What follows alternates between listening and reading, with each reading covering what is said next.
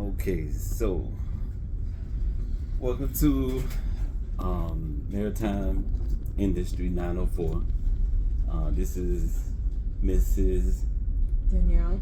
and she is a oiler, and I want to ask her a few questions on how she got started and your first ship and how was it, and so you could just kind of like just give an introduction, let us know where you're from.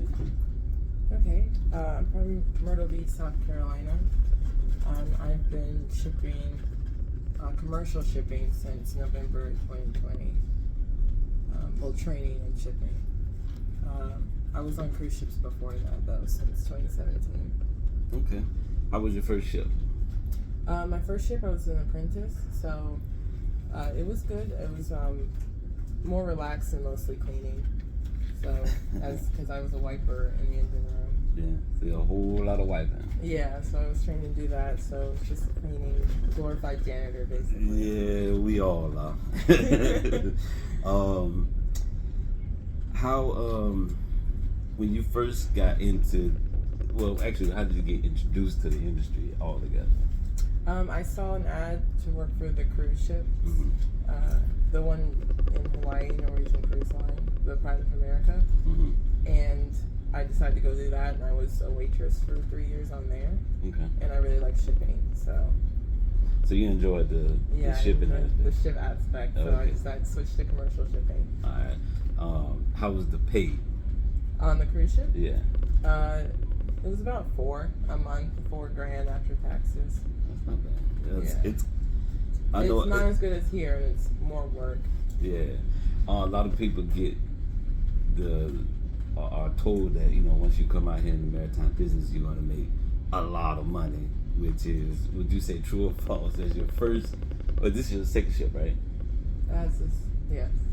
As your second ship, is it true or false that when you come out, you're gonna make a lot of money? It depends on a lot. I feel like the main difference is that you're not spending money. If you're not spending money, if you have an apartment and stuff at home and bills anyways, then no, it might not be worth it. But if you are just living out here and working out here and not spending any money on bills and stuff, then it helps. It makes a difference. Yeah, and that's very key out here. So a lot of y'all that's watching the video, like, that's one thing you have to really, really keep in mind is when they say you're gonna make a lot of money, you have to really look at your situation, as far as your bills and your lifestyle. Okay. Yeah.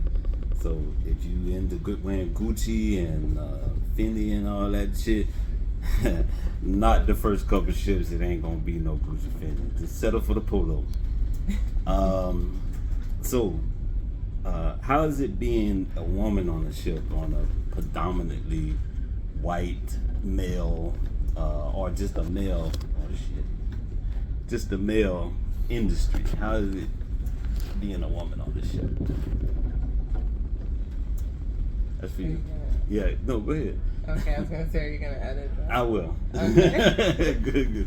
But how is it being a woman on a ship? I don't know. Some things are harder, some things are easier.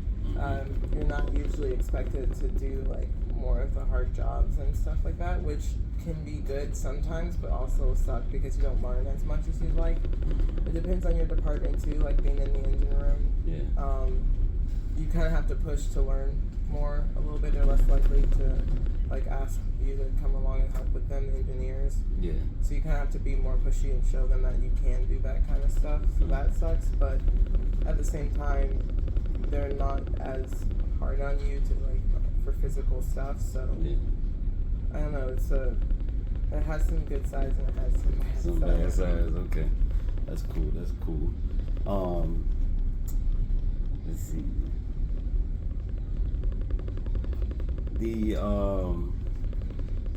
You working in the engine room, how is it for people a lot of people want to go deck. Well, no, we can get started. Whoever's watching this for the first time sailor, so like whoever watching it, you get your options of working at engine, deck, or stew department. Yeah, in stew department.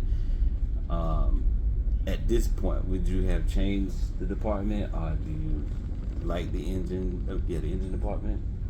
Yeah, I would definitely stay in the engine department. Really? Yes. Why is that?